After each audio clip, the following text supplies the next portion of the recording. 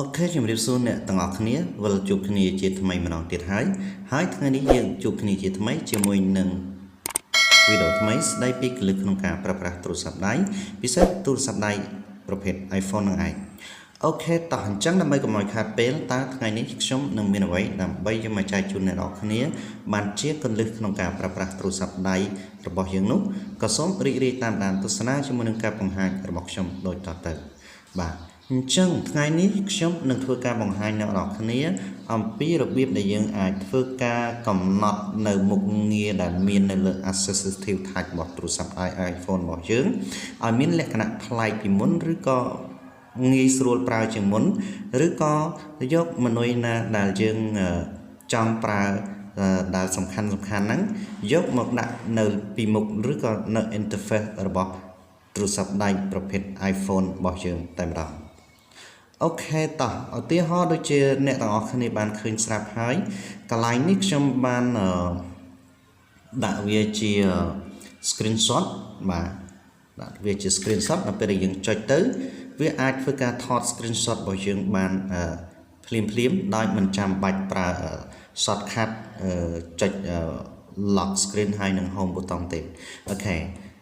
ឬក៏កន្លែងនេះខ្ញុំដាក់ជា speak screen បាទយើងចុចលើវាទៅវានឹងដំណើរការមុខងារទាំងអស់ហ្នឹងអូខេប៉ុន្តែអូខេយើងអាចដាក់ផ្លាយពីហ្នឹងអញ្ចឹងនិយាយរួមទៅយើងអាចធ្វើការកំណត់នៅ AssistiveTouch របស់ទូរស័ព្ទ iPhone ហ្នឹងដោយលើកយកនៅមុខងារដែលយើងប្រើជាញឹកញាប់ឬក៏ប្រើជាចាំបាច់យកមកដាក់នៅលើនៅខាងមុខគេតែម្ដងដោយមិនចាំបាច់ចូលទៅកន្លែងផ្សេងទៀតច្រើនរញ៉េរញ៉ៃដើម្បីយើងដើររកវានោះទេបាទអញ្ចឹងយើងអាចយក shortcut ឬក៏មុខងារដែលយើងប្រើញឹកញាប់យកមកដាក់នៅលើនឹងតែម្ដងដើម្បីងាយស្រួលក្នុងការប្រើអូខេតោះអញ្ចឹងដើម្បីកុំឲ្យខាតពេលតើគេកំណត់យ៉ាងម៉េចនោះឥឡូវខ្ញុំធ្វើការកំណត់សារជាថ្មីទៅលើមុខងារដែលមាននៅលើនេះបាទតើគេចូលទៅកន្លែងណាបាទអញ្ចឹងវិធីនោះគឺប្រហែលជាមានបងប្អូនមួយចំនួនដែលគាត់ប្រើទូរស័ព្ទដៃ iPhone យូរហើយគាត់ចេះដឹងច្រើនហើយប៉ុន្តែចំពោះអ្នកមួយចំនួនដែលគាត់មិនទាន់បានប្រើទូរស័ព្ទដៃ iPhone យូរទេឬក៏ទើបតែប្រើនោះប្រកាសជាមិនទាន់ដឹងហើយប្រកាសជាចង់ដឹងថាតើគេកំណត់ដោយរបៀបណាអូខេអញ្ចឹងក៏សូមខន្តីអភ័យទោសចំពោះបងប្អូនដែលបានដឹងនៅគន្លឹះទាំងអស់ហ្នឹងរួចហើយបាទអញ្ចឹងវិធីគឺងាយទេមុនដំបូងយើងគ្រាន់តែចូលទៅកាន់ setting នៃទូរស័ព្ទដៃប្រភេទ iPhone របស់យើងបាទអានេះគឺជាទូរស័ព្ទដៃ iPhone របស់ខ្ញុំដែលប្រើ version iOS 13អញ្ចឹងដើម្បីអាចធ្វើការកំណត់នៅមុខងារសំខាន់នៅលើ iPhone នៅលើ AssistiveTouch របស់ iPhone iOS 13ហ្នឹងបាទអញ្ចឹងមុនដំបូងអ្នកនរគ្នាគ្រាន់តែចូលទៅកាន់ setting នៃទូរស័ព្ទដៃប្រភេទ iPhone ហើយបន្ទាប់មកយើងចូលទៅកាន់ accessibility បន្ទាប់មកទៀតយើងចូលទៅកាន់ពាក្យថា touch នេះបាទ touch នេះចុចលើវាមកបន្ទាប់មកបងប្អូនទាំងអស់គ្នានឹងឃើញនៅមុខងារមួយនៅលើនេះគឺ AssistiveTouch នេះឯងបាទអញ្ចឹងយើងចុចវាមកបាទយើងនឹងឃើញចេញម៉នុយមកបែបនេះកន្លែង customize top level menu នេះបាទយើងអាចធ្វើការចុចលើវាដើម្បីកំណត់អូខេដើម្បីកំណត់អញ្ចឹងយើងឃើញមុខងារខាងដើមរបស់វាមានលក្ខណៈបែបនេះមុខងារខាងដើមដែលមានលក្ខណៈនេះបែបនេះបានន័យថា AssistiveTouch ដំបូងរបស់យើងគឺវាមានលក្ខណៈបែបនេះឯងអូខេបាទលក្ខណៈបែបនេះឯងអញ្ចឹងយើងឃើញពេលយើងបើកមក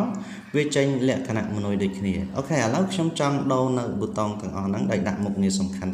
វិញឧទាហរណ៍ខ្ញុំកន្លែង notification នេះខ្ញុំចុចវាដើម្បីធ្វើការដូរវាដាក់ទៅជាដាក់ទៅជា control center ដោយចុចវាមកបន្ទាប់មកចុចយកពាក្យថាដាំដូរវិញកន្លែង customize នេះខ្ញុំចុចលើវាដោយយកវា shortcut ជាលក្ខណៈ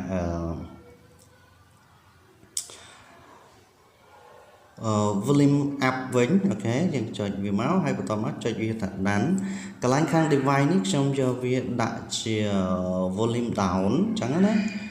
volume down វិញតែចុចវាចុចលើដាន់អូខេហើយកន្លែងនេះខ្ញុំដាក់ជា screenshot ដដែលអូខេ screenshot ដដែលអូខេកន្លែងណាទៅ screenshot អូខេ screenshot ដដែលហើយកន្លែងនេះខ្ញុំយកវាដាក់ទៅជា lock screen អូខេដោយចុចលើវាបន្ទាប់មកយើងចុចពាក្យថាដាន់អូខេយើងធ្វើប៉ុណ្ណឹងវារួចរាល់ហើយឥឡូវយើងចុចទៅលើ AssistiveTouch របស់យើងទៅយើងនឹងឃើញមានការប្រែប្រួលជាដាក់ប្រែប្រួលបាទអូខេអញ្ចឹងយើង back ទៅវិញទៅហើយបន្ទាប់មកយើងអាចប្រើប្រាស់មុខងារដែលមាននៅលើ AssistiveTouch របស់យើងនឹងបានតាមអ្វីដែលយើងត្រូវការអូខេឧទាហរណ៍មុខងារទាំងអស់នេះគឺជាមុខងារដែលយើងប្រើប្រាស់ញឹកញាប់នៅក្នុងទូរស័ព្ទដៃ iPhone របស់យើងបាទអញ្ចឹងយើងមិនបាច់នឿយចូលទៅកាន់វាតាមដំណាក់មួយទេយើងគ្រាន់តែចុចទៅលើ AssistiveTouch របស់យើងហើយយើងបើសិនចង់ដំឡើងសំឡេងយើងអាចបើបន្ថយសំឡេងយើងអាចបន្ថយដំឡើងយើងអាចចុចដំឡើងឬក៏យើងអាចចូលទៅកាន់មុខងារ Control Center របស់យើងធ្វើការបើកដោយតលឬក៏កន្លែង screenshot នេះយើងអាចធ្វើការថត screen ភ្លាមដោយមិនចាំបាច់នឿយចុចទៅលើប៊ូតុងនេះនាំតែយូរបាទអញ្ចឹងយើងអាចចុចលើវាដើម្បីថត screen តែម្ដងបាទបន្ទាប់មកកន្លែង lock screen នេះយើងបើសិនជាយើងមិនចង់ប្រើប្រាស់ប៊ូតុង power នេះទេបាទវាអាចនឹងឆាប់ខូចយើងអាចធ្វើការចុចទៅលើ lock screen នឹងតែម្ដងដើម្បីធ្វើការចាក់សោបិទទូរស័ព្ទដៃប្រភេទ iPhone របស់យើងនឹងឯងអូខេនេះគឺជាវិធីងាយស្រួលមួយដែលអាចអនុញ្ញាតឲ្យយើងធ្វើការកំណត់នៅ Control Center កំណត់នៅ AssistiveTouch នៅលើទូរស័ព្ទដៃ iPhone ប្រើមុខងារសំខាន់មួយចំនួនបានយ៉ាងងាយស្រួលអូខេអរគុណសម្រាប់ការតាមដានទស្សនាការបង្ហាញរបស់ខ្ញុំថ្ងៃនេះមានតែប៉ុណ្្នឹងទេខុសឆ្គងណាក៏សូមអធិស្ឋានពេលនេះក៏សូមជម្រាបលាជួបគ្នានៅវីដេអូលើកក្រោយទៀត